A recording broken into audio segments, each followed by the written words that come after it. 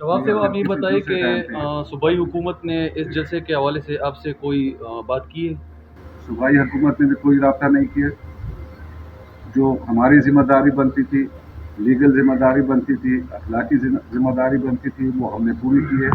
हमने DCO deputy commissioner साहब को लेटर बाज़ाब्ता इन टाइम दिया हुआ है, लेकिन अभी तक उसका मुझे कोई जवाब नहीं मिला। तो मैंने अपने ये बयान में भी कहा है कि डिप्टी कमिश्नर ने अभी तक मेरे साथ कोई तहरीरी रब्ता नहीं किया, ना मुझे उसने कोई लेटर लिखा है कि हमारी फोर्स खसरा मुहिम में और रोहिल्ला उसमें मुहिम में फंसी हुई है। कोई सिंगल एक पर्ची भी उसकी तरफ से नहीं आई हुई।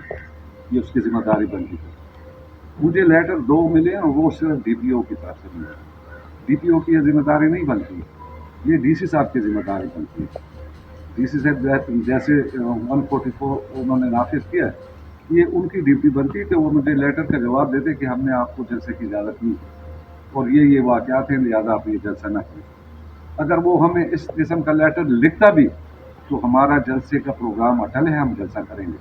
और अगर कोई रुकावट डालेगा तो उसका हशर भी फिर वो देख लेगा, चाहे वो जो भी है, वो DCO है या DPO है या डिफेंस मिनिस्टर है।